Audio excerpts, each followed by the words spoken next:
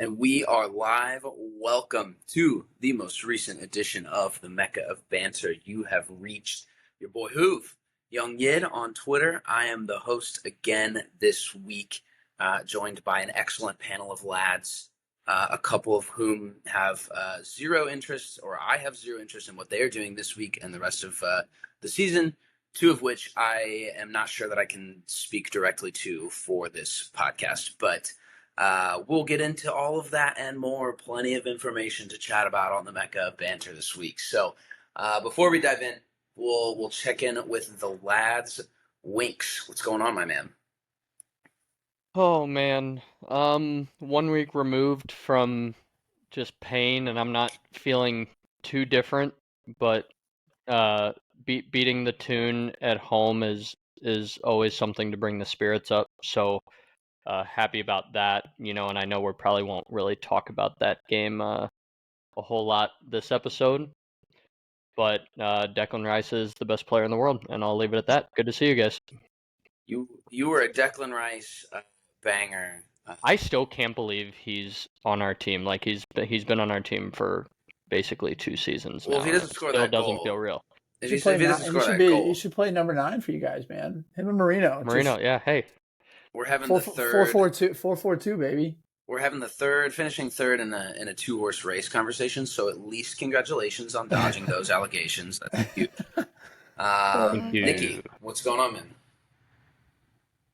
Happy to be here, boys. 3 points over the weekend, and the fiance finally got to see a reaction out of me that I don't think she's got to see in a while when Cucurella scored that goal. So that was definitely fun to see her face after standing up and screaming at the TV. But we move. Obviously, there's so much on the line for me in the Premier League, which we'll dive into. So pumped to be here, pumped to chat about it. As always, you can find me on Twitter at Hafey4. Ruska out, man. Ruska out. I don't know who is saying that. That's wild. Already better than Arteta. Brother. That shall be seen for sure. And then the United corner. Hen, what's going on, man? What's up, fellas? It's good to be here. It's a great week to be a Manchester United fan. I'm ecstatic for the game on Wednesday. European finals, man. There's just something special about it. Dobe sent me like a 3.5-minute video released by Manchester United today on social media. Had me crying on my walk this morning. So I'm fucking hyped. All to play for on Wednesday. All to play for, indeed. I was also watching my own version of 3.5-minute videos to get amped up at the gym today. I was throwing up just some mean squat reps with nothing but losing finals. And what'd you say to us? You were watching something from like 1984, and you're like, what the fuck am I doing? I watched the full highlights, 5.5 minutes of the 1984 UEFA Super Cup. Is that in black and white? Oh, no, come on, we're not that old.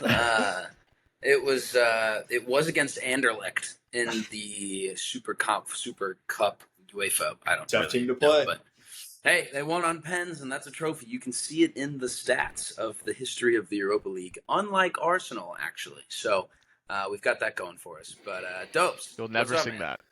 You'll never sing that. What's going on, fellas? You'll never sing that. What's going on, fellas? It's May.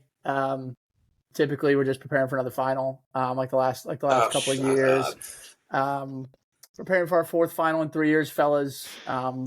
It's clockwork at this point. It's clockwork. No, it's good to be here, fellas. It's one of those where I texted Hen since Wednesday of last week. I've done nothing but since we qualified. Really, I've done nothing but really think of the final coming up this week.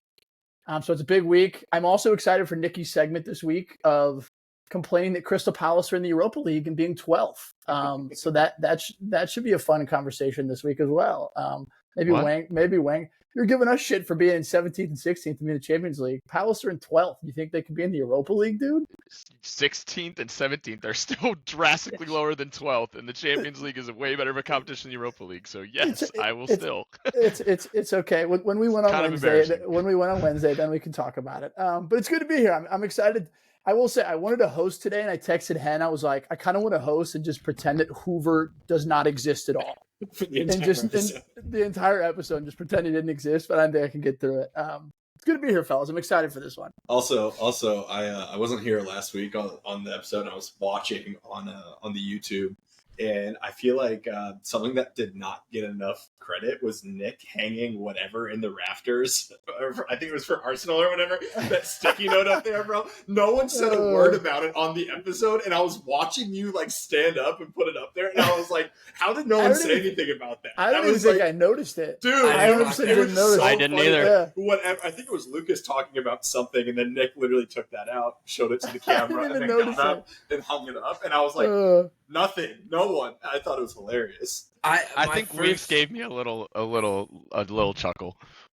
My first thought was like, dude, no one can read that. Why are you putting it up there? That's what I was like. It's a symbol, That's the right? point. I thought he just puts his task for the next day up on his. This is hilarious. This is perfect timing. You guys will remember what it says. We were better. We were better. The "We Were Better" banner hung in the rafter. Fantastic. That's great. Just want to give you your flowers, Nikki. That was funny as fuck. I laughed so hard. That's great. The clock end. Have it up as a banner. Yeah. No, but Jobs, I emphasize that you'll never sing that because of our friends over in the Bundesliga 3. Oh yeah. You might bring them up, and I didn't want to be the one to bring it up. Well, to be honest with you, they were like qualified for the last couple of weeks, but they did end up clinching the title as well. So yeah, Bundesliga 2, fellas. If United weren't in the final, I definitely would have led with that. But at this point, it's like, I have to pretend that I don't care anymore. Hey, but I mean, if they're in the Bundesliga 2, it's not too long before Luke starts poaching some of Bitterfield's players. So I was going to say that the 9. Who am I kidding? I'm not even going to go there. I'm not even going to go. It's like the 9. I was like the 9 can score some goals. No, I'm not even going to go there. Yeah. Well, excellent transition into a segment that all of us kind of thought we may just not hit on today. Personally, I kind of felt that way. But being St. Louis based, we kind of felt there might be a little bit of an obligation to talk about another embarrassing result for the boys in red against Minnesota United on Saturday. 3-0 loss with absolutely nothing to chat about, frankly, other than the fact that there were plenty of reports out of Sweden today that Olaf could be released as early as today, Monday, on day of recording. That didn't happen. Tom Bogert came out pretty quickly after and said that there's no steam in that yet. There's obviously a lot of disappointment around the club. Lutz was on local radio on Sunday saying that he felt embarrassed and that he was embarrassing, the city and the fans for the performances that they've had as of late. So as a guy who did not watch this game nor had any sort of inkling that we would do well at all in general, I was, not surprised to see the final result. Hen, I know you watched a little bit of it, and you were really the vocal admin on Twitter that night. So, just quick thoughts. We've done this song and dance a million times this year already. So, I mean, the thing is that's insane, bro. Is 3-0 loss, and like kind of from the get go, they put out the lineup, and you're like, what's the fucking plan? Like, what's the plan that we have? Why are we starting the guys that we're starting? Like, we said it for weeks, but like, yes, injuries are part of, the roster selection, what he's allowed to do. But like, we're seeing a bunch of guys who very clearly are no longer interested in playing for this manager. And I do think that in any roster construction in any team, there has to be a professionalism amongst the players that you owe it to the fans, you owe it to the organization to go out there and try your best. And I'm not sure that these guys are trying their best, honestly. I feel like they are, I feel like they're just mailing it in. No fight, no showing for the ball. It's a really difficult watch. I tweeted something from the Mecca account while we were watching the game, just basically saying like we're watching a group of guys that just no longer give a fuck. None of them, not a single person cares out there. And it got picked up by Taylor Twellman. Shout out Taylor, and right now we're sitting at about 45,000 views on that tweet, of people just like interacting with it and seeing it. And that's just kind of the space that we're in. What I did not expect, truthfully, was a little bit of the opposing,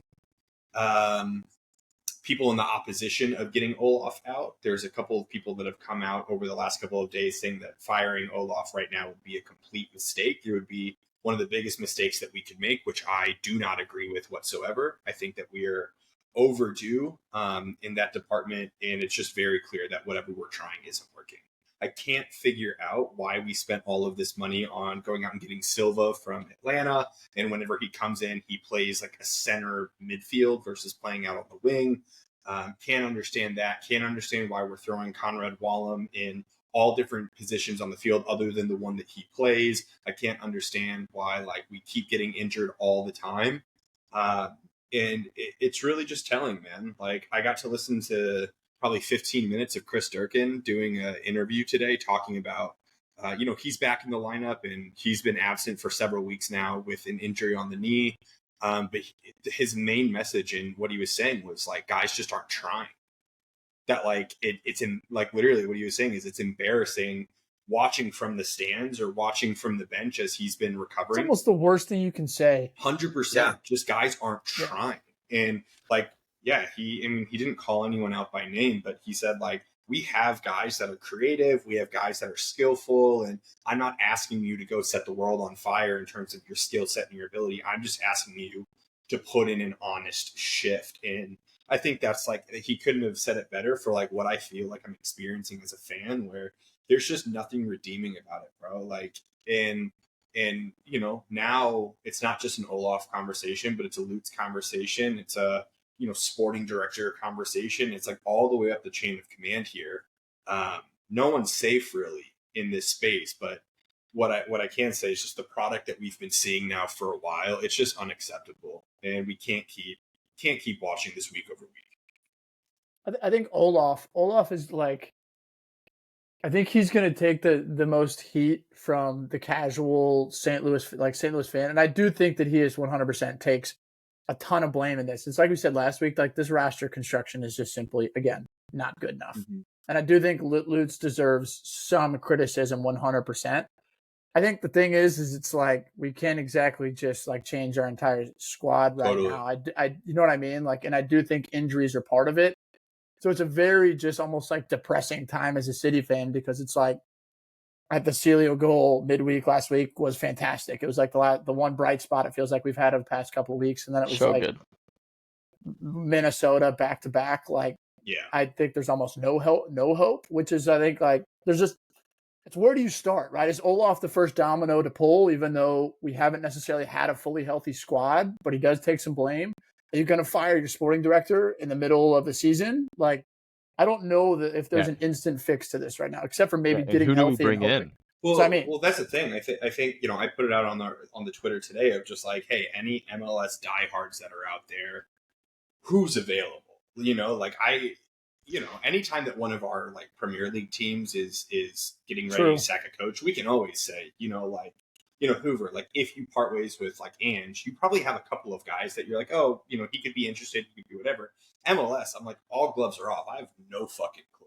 They could go and get a college coach. Yeah, I mean, there's Jim Curtin, the guy from, what was he at the Philadelphia Union forever? He's like a tried and true MLS coach. Like, does Jurgen Klinsmann have a team right now?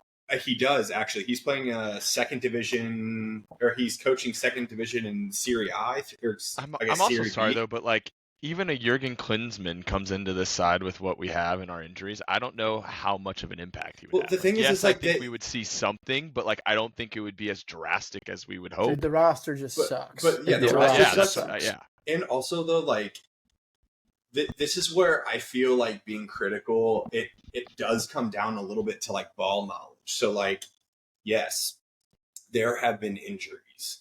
Yes, like when Spurs, this year, earlier in the year, when they were out all of their fucking players, like they could not play the same free-flowing Ange ball that they wanted to, right? But you knew the identity. You knew what they were trying to do. And yes, there was some tactical flexibility here and there, but you saw the identity. Us, on the other hand, we've been dealing with a ton of injuries, and something just to call out is even in preseason, when we had our guys, everyone was healthy, everyone was available, everyone was good to go. There was still no structure going forward. There was no strategy. I've seen stuff all over Twitter being like, Leuven comes back into this team and all of a sudden we're clicking. And I'm like, that couldn't be further from the truth. We saw the first 5 games of the season with all of our roster being fully healthy, and we were scoring 0 goals. So it's like, and nor should we be dependent on one guy. No. And that's where you have like the roster construction thing with Lutz, and there is a nod to that. But I was more so saying that, like, yes, I don't believe that Klinsmann comes in, or someone like Klinsmann comes in and like immediately things are good. But what I do believe is someone that's a different coach, has a different, different culture. And then there's a system at hand. There's someone that says, this is the way that we are going to play. Go and do it. Like with this, I can't tell you how many texts I've sent in our group chat over the last several weeks, or how many fucking like ears I've talked off at the City games of like, you look at us breaking out of the back, no plan, 0 plan of how we build out of the back. You look at us going forward, 0 plan. There's just like not even a remotely watchable product on the field. So yeah, I think someone else comes in that has a little bit better understanding of not only the MLS, but also the structure that they want to bring. Because right now, there's just none of it. There's absolutely none of it. Nope. I don't think anyone's safe at the moment in time. I think Wednesday in the U.S. Open Cup against Minnesota United again is a huge one, because I think everyone kind of set out this year and said, hey, we're excited to be in this cup and we want to win it. Like it's an achievable, I think it was a very achievable goal for us to at least make a deep run there. And now we play, one of the better teams in our division again. They could rotate their entire team and just ball on us for all I'm concerned. Do we think that that's the straw? Like if we don't win Wednesday, he's out, or is it like he has a longer leash? Well, I was going to ask, I was going to ask your guys' prediction on when. Like, we play Minnesota, then Colorado, then San Jose. Minnesota good, Colorado in like what, top half of the table for sure, like 5th or 6th or something. San Jose when's our next break? Just below them. Like, I think like July is. The break. I think Minnesota's a tough one, but I think if we don't beat Colorado, I think Colorado. Yeah, like I think 2 more games. If we don't win in either of the next 2 games, I think by this time come next Monday, I think he doesn't have a job. I would say the same. And I mentioned this on our Twitter too, but like we let Carnell get to the League's Cup break, and then that very clearly wasn't enough time for Hackworth to turn it around with, an injection of reinforcements too. So I would like to think a good point. I'd like to think that the ownership and upper management noticed that. Because I think, 5 more games with Hack, I think, in the helm, I think we have a really good shout to get in some of those wild card places at the end. So, I hope they don't let it go that far. I think Wednesday is going to be a huge tell for him. Maybe he's rescued by Zelensky again. Who knows? I would bet that he plays again. And we'll probably see Durkin and a couple of those guys that are just fresh back. Hopefully he got a couple minutes this week. So, sad days as a St. Louis City fan. It's a good thing that we are not a St. Louis City designated podcast. So we will move on this week on some more fun situations like Championship Sundays, lads. The last day of the Premier League coming up this Sunday. Everybody plays at 10 a.m. Everyone plays one more game. And there's 1 point separating 3rd and 7th between Newcastle in 3rd, Chelsea in 4th, Villa in 5th. 6 points from 2 to 7. I just like throwing that in there. Sorry. Yes, so we'll include Arsenal in there. They've locked in their 2nd place finish.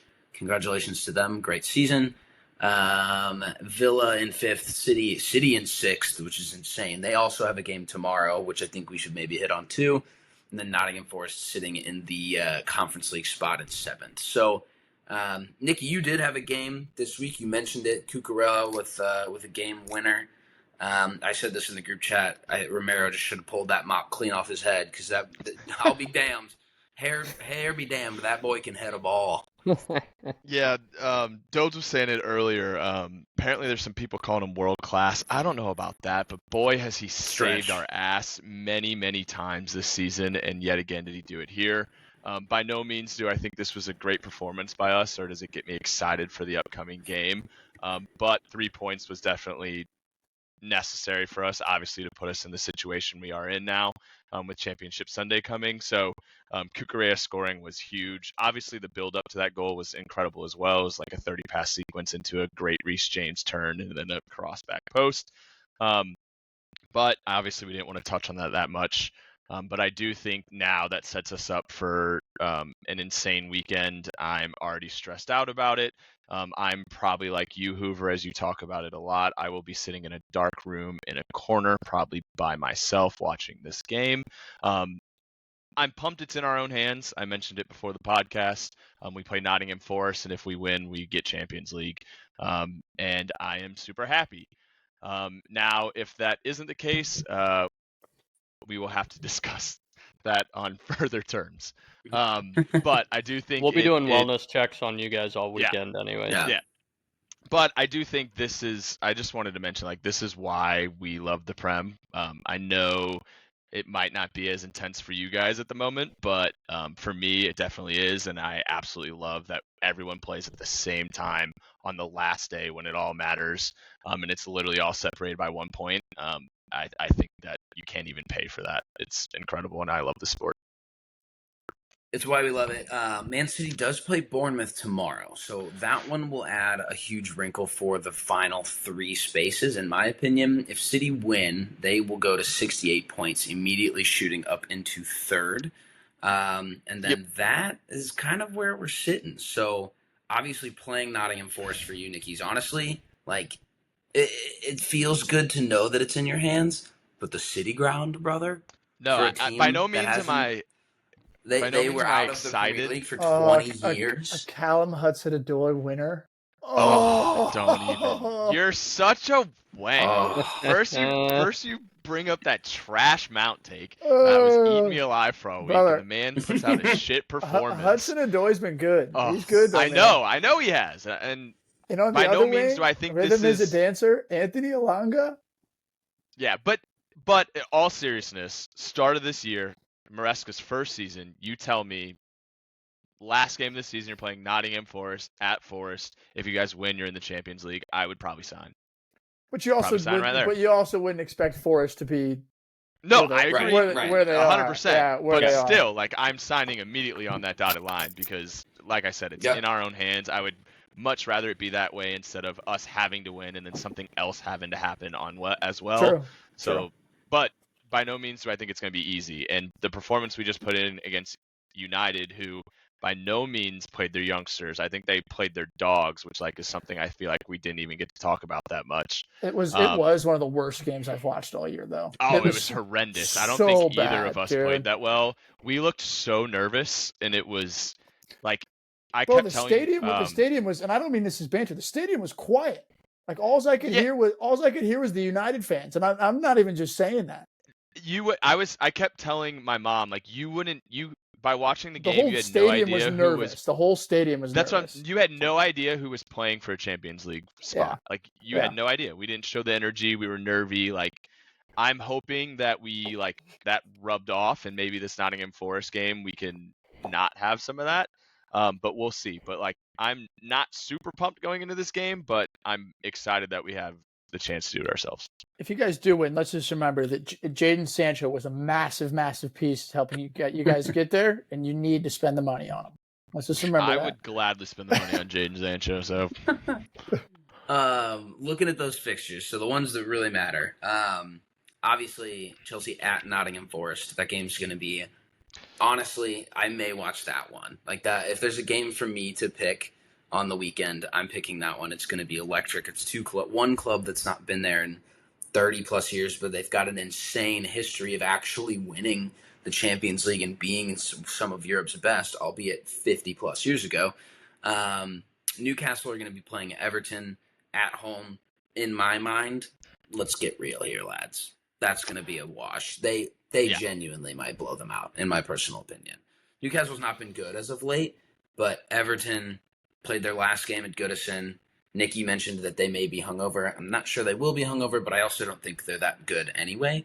They're better than Tottenham in the league. Again, all of this with a grain of salt, but you back Newcastle at home almost every time. United Villa. I think this one's a little interesting for a couple of reasons. I know. Come on, Dobes. For fuck's sakes, I just need 3 points, brother. Bunch of hungover guys, man. I'm sorry. It's a bunch of hungover guys. Other, dude. I think it's going to be a bunch of hungover guys, regardless of a win or loss on Wednesday. Mason Mount scoring the game winner against Villa to send Chelsea to the champ. Oh, fellas, that would be nice. I really do want to give you guys hope. I think there's 0% chance that we win that game. No. And I'm being so genuine. Like, if you've watched this in the Prem, it's just like there's, especially that game quite literally means 0.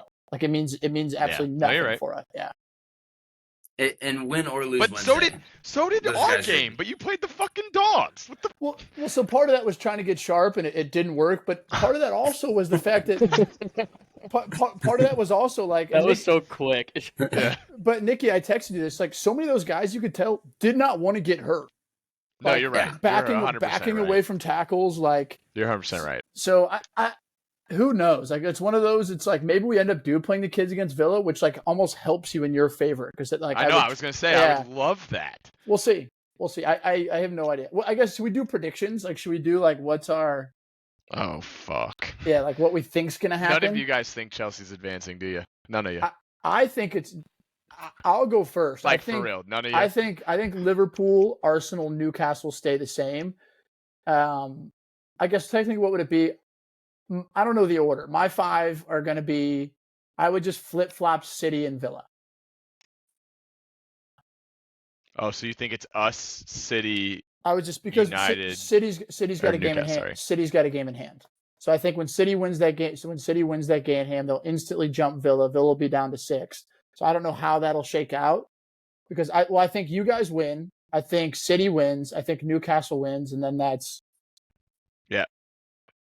Villa's out. I think the top. I'm sorry, my head's off the screen. I think the top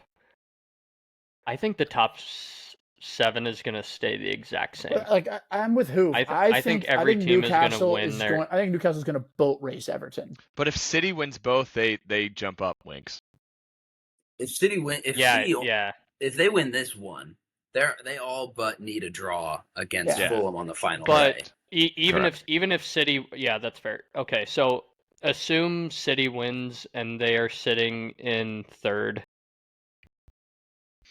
I think it still stays the same with City in 3rd. You guys will get the 5th Champions League spot because I can't see any of the top 6 right now losing their final game. So if City get 4 points, is there any world where you could just need a draw? Yes. Oh yeah, I've got it here. Let me read it. It's it's Villa loses, City doesn't win one of the 2. United fan Sunday. All right. I know. Such a United fan Sunday. If Chelsea draw. If they draw Nottingham Forest, they need 2 of the following things to happen. Man City to take 1 point or fewer from their 2 remaining games. I mean, kiss that goodbye. I know. But I'm not going to sit here and say that Bournemouth is a foregone conclusion for City, though. Like, I don't think Fulham is either. No, I agree. I agree. It helps that especially Bournemouth after what Crystal Palace just did to them. And they've been stuttering for sure. That's the kicker, is Man City's ability to just get the job done because they're in the best position, I think. But if Chelsea tie Nottingham Forest, they need 2 of the following things to happen. And the closest one, honestly, might be City taking 1 point or fewer. But then they need United to beat Villa and Everton to beat Newcastle. And that's just not going to happen, lads. It just... No, but if Everton doesn't beat Newcastle and United beats Villa, then we're in. Not if City take Well, yeah, three. but I'm That's a saying shit show. City takes That's a one. shit show. If City takes one. When Yeah, we're City talking takes about one this, and United wins. That's what I think can happen. I think that can happen. when we're talking about this in the future, we need to have like a whiteboard or like something with magnets or something, because Right. if I was just trying to I'm follow along on the table. I'm sifting an article that's got all of the potential situations, and even the article's like, or if Villa beat United by 13 goals, then No, that could that's for sure a thing. Hoover and I are down here in 16th and 17th. It's like, I got a tea time at 9 o'clock on Sunday, fellas. Yeah. I couldn't Fuck care you less. That's genius. I think I'm gonna take that up too. I'm doing the same. I'm sitting in a dark room. I'm going. Dude, Nikki, and I don't think this is banter. I just think City Ground and Nottingham Forest and the legend and everything. Brother, I don't got. think it is either. I thought all of you guys would say that. So I think Nottingham Forest. The Forest owner's just gonna be sitting there with a gun pointed at Nuno for 90 minutes.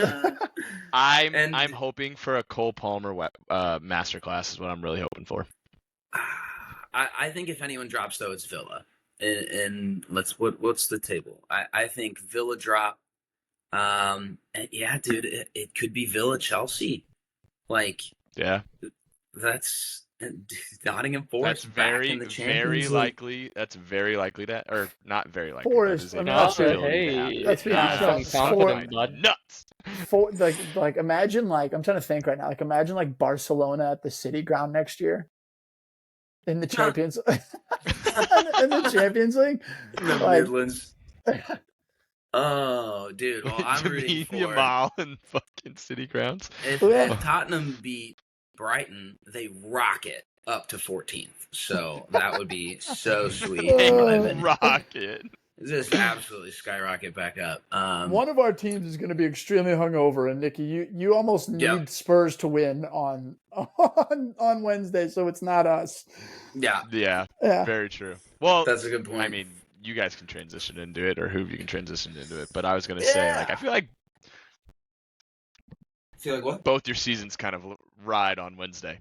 Hell yeah, brother. Hell yeah. Are you kidding me? His more than ours for sure. Yeah. Just because I think if you guys, well, you're probably right, Dose, but I think if you guys lose, would you say this is the worst season United's had in like? Bro, it's like it's statistically is like it's not even a question. Yeah, that's what I'm saying. But what I mean by that is Amarim's job is like safe regardless. Like you're right, and that's where I was like realizing Ange has to, and even so, there's Spurs fans that even if they win, that like want him fired for sure. Yeah. Yeah. So, which I think would be the funniest thing ever. I think it's more realistic. All right, so let's just jump into the Europa League final here. So Wednesday, Manchester United and Tottenham Hotspur, respectively 16th and 17th in the Premier League table, face off in the Europa League final. Yeah, and I think just to jump into the Ange thing, I think there's a chance he still resigns. He could win the trophy and still resign and go out on his own terms. I mean, to be fair, that's like a drop your nuts on the table. I also think that's probably best for his career. Genuinely, like I hate to say it. Like I talked last week too, dude. He may just be a tournament coach. Like he may just be another Tommy Tukes and just have legendary knockout ability. Tommy Tukes being in the stadium when the wingback scored against United 6. Sorry, just keep going.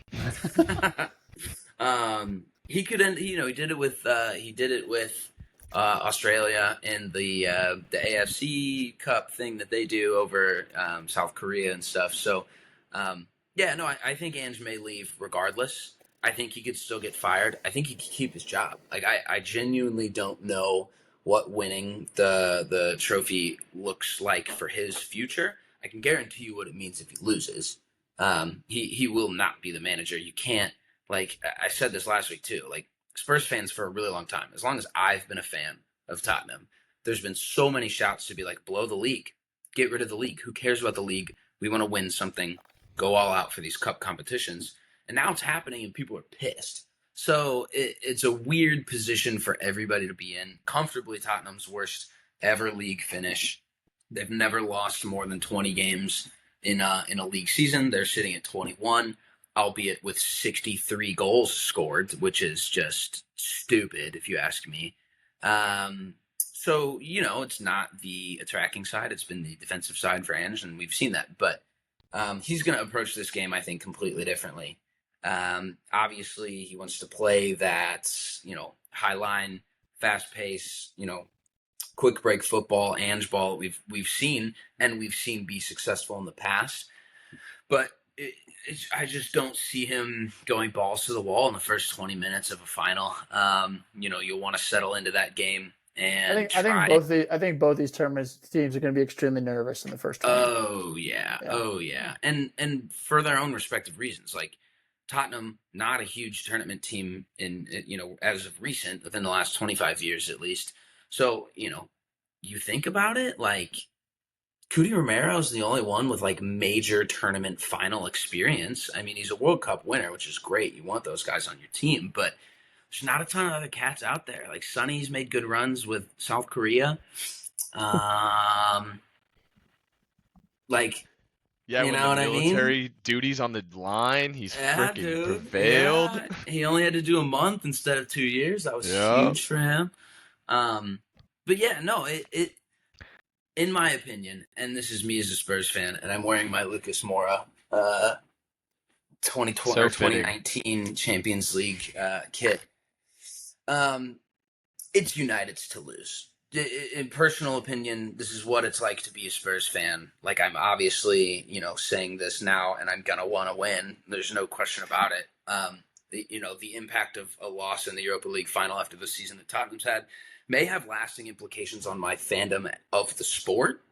No exaggeration. I may not find joy in this sport for a long time if they do lose on Wednesday. This is what it's been for me, dude. Like, every team I've ever rooted for in history comes up short. Like, the last excitement that I truly felt that we overachieved besides the 2019 Champions League Final was 2010 World Cup. Clint Dempsey and Landon Donovan, the USA, overachieving, doing better than what I think they thought. That was excitement. That was the best ever. I don't feel that. Poach came to Chelsea. You can come on over too. But you can buzz off with that. I'm not even going to watch the league next year. But, it's just, like, obviously, it's a big deal for both clubs. It's just so much bigger of a deal. And I do think there's more pressure on Tottenham to succeed because of the fan base, because of the ownership, because of the manager, because of just how the last 25 years have been. This can go from, like, you saying that you're not going to watch a sport next year to this could be your greatest day of your life. Like, easily. You know what I mean? That's why it's so crazy for you guys, is the two extremes. Like Dobes was saying, they're already, if they lose, it's already okay. It's one of their worst seasons statistically. They move on. We'll announce Cunha on Thursday. Yep, Amarin still gets his job. They're not too upset. But, like, for you, your city's either like partying for a week or going in a depressive state for months, which is like wild. Yeah. No, like, I was gonna ask you, like, will you cry if you guys win? For sure. I don't blame you. And you think it's insane, and Dobes thinks it's insane for me to not want to meet him at Amsterdam for this game. There's absolutely no fucking chance I'm going to be in public watching this game, bro. I took Wednesday off. I'm literally closing my door, turning the lights off, and watching this standing up in the corner. This is kind of what I do. I will not be okay for 90-plus minutes on Wednesday starting at 2 p.m. So, like, yeah, dude, this is huge. It could be the best day ever. It could be like a generational nightmare as well. It's a total toss of the coin. Wild. God, I hope so. On the flip side, before I go into United's point of view here, I will say I think it sucks that it's Hoove. That, like, 100% it does. It sucks that it's Hoove because, like, I wanted Spurs to win the FA Cup. Like, when we got bounced, like, if it was Spurs versus fucking, like, Bilbao, I would 100% want Spurs to win for Hoove. I do think it's just unfortunate in the way that, like, this happens. I mean, like, would I have preferred to play Bodo Glimt in the semifinals or the final? Like, sure, of course. I really think, and Hoove kind of said the points, but I'm just going to say it in a different way. United has not been the United of old in the past 3 or 4 years. Fellas, we've made 9 finals in the last 10 seasons. Like we've won 2 trophies in the last. We're going for 3 straight years of trophies. So what this team, you guys are going to sound like this is like, it's like bragging, and it may be a little bit, but like the heritage and the history of a club, I fully believe plays into the mindset of teams going into finals. And as bad as we were last year, City beat us twice in the league. We beat them in the FA Cup final in a final, right? The year before, we were not great. We beat Newcastle in a final. And I think what these games come down to, and it's like Hoove was saying, all over the field, regardless of our form this year, we have match winners all over the field. Bruno Fernandes, match winner. Harry Maguire, match winner. Casemiro never lost a European final. Amad Diallo scored big goal after big goal. Garnacho scored in the final last year. Like, I think in these games, those players make the difference in terms of winning and losing. And I think the fact that, as crazy as it is, this group has been there and done it. Like, we've been in finals. We've been there, and we've not only been there, we've won finals. I am relatively confident going into the game just because of that. I also think some of it, like, it's not getting talked about enough. Is like, United has been to Bilbao. We've played in that stadium. We've stayed in the hotels. We've trained on the training ground. Like, because we played them in the semifinals, they did scouting trips to the places that they were going to stay, the things they were going to do during the finals, if we made it to the final. I think it's going to be one of those. I think it's going to be a 2-1, a 1-0. I don't think it's going to be a high scoring game. I think the nervous thing for me is, and I will say, a fully healthy Spurs and a fully healthy United, I think Spurs beats us straight up in this game. I think because Matters isn't fully healthy, I think because Bergvall isn't fully healthy, I just think that it's looking like Lenny Yoro is going to be back. Xerxes rumored to be on the bench. Like, I just think that it's going to be one of those games where it's going to be 1 or 2 moments of Bruno Fernandes steps up and is going to be the best player on the field. Like, I truthfully think that's what it's come down to. My prediction is like a 2-1, 2-0, something like a low scoring game. But who knows? Like, I do think what's crazy is, like, United will still be able to spend money and get players, but like, us winning is quite literally the difference between us going to get Gyökeres and signing Liam Delap, or like going to get an Ederson, or going to get an Ederson in the midfield, or going to sign someone I've never heard of. Like, so it, like I was texting JP, it's the difference between a 3 or 4 transfer window rebuild, or us being able to go get one of the best strikers in the country to come join us this summer because we're in the Champions League. Any point JP has is fucking stupid. So, well, I mean, it's so true that it's just like quite literally, like, Cunha and Gyökeres and Bruno Fernandes is like, I'd argue that might be the best front 3 in the league. Like, who's got a better front 3 than that? Which is, I mean, so tell me. Like, seriously. Like, unless Arsenal does go sign Isak, like, if that ends up being our summer, that's truthfully, and then, or swap Bruno Fernandes for Ahmad. Like, Doku, Holland, and Marmoush don't suck. I mean, not great. I don't think I would take Cunha over Doku. Cunha's in the top 1% of all players in his position in the league. Not even your player yet. we got the Here We Land today from our boy. The Here We Goes next. But back to the final. I think it's going to be a good game. I really do. I think it's 2 teams that know each other, 2 managers that know each other. I think it's going to be a good game. I think it's going to be a good one for the neutral. I will say, I texted Hoove this earlier. It's like, if Ange wins, obviously we want to win, but if Ange wins, it's like, Ange already has a bigger trophy than Arteta's ever won, which is a pretty cool fun fact there. Good God, you can't stop 100%. Stop bringing us up, man. No, your point about the guys that Spurs have out are basically the pit. Dude, it's huge. It's huge. In my stomach. Yeah. United hasn't beat Tottenham since 2022. This would be the game that they do. Spurs beat them 3 different times this year.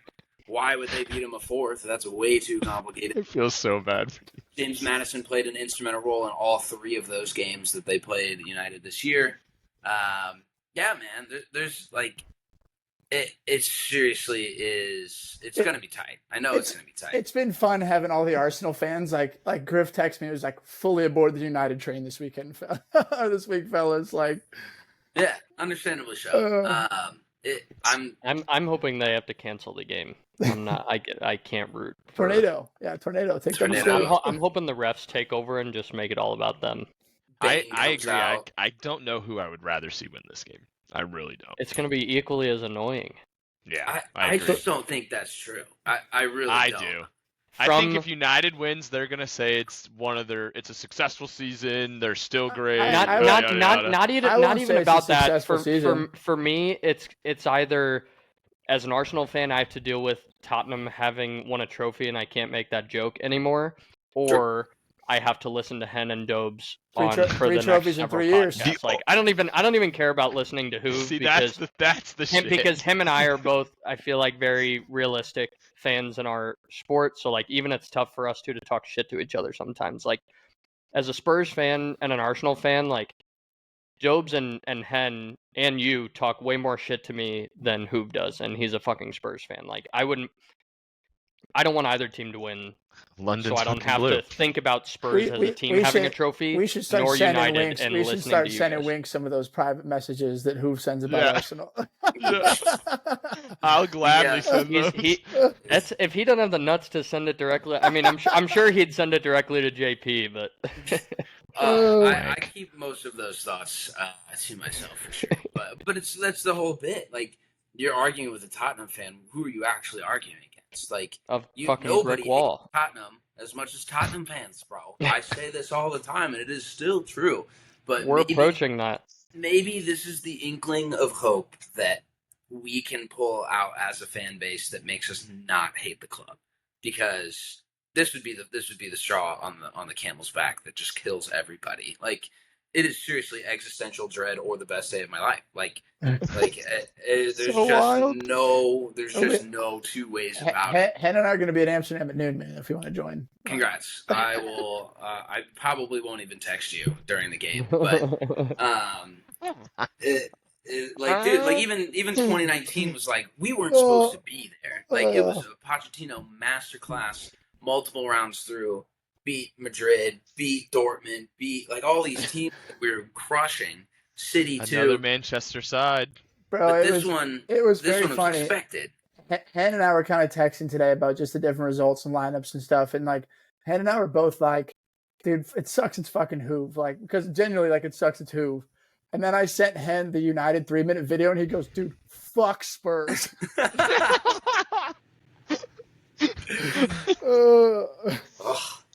Man, not one person on the Tottenham side of things is thinking anything about United. It is solely on what will Spurs do to blow this. Like it and I texted Hen and Dobes this too, but I think this game, and Dobes agreed and made the point, this is going to be a big game for both keepers.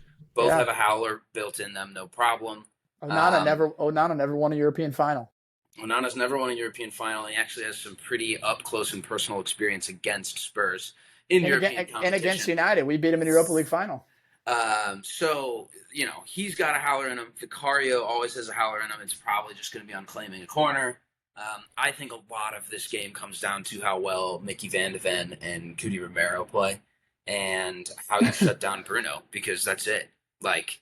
There's not, Ahmad's always got something in him. The lineups are a complete toss-up. The lineups are a toss-up, in my opinion. Scores a goal in the Europa League final against Tottenham, I'm going to piss and shit everywhere. Dude, he's second in the Europa League for goals scored. Like, he only shows up in the Europa League.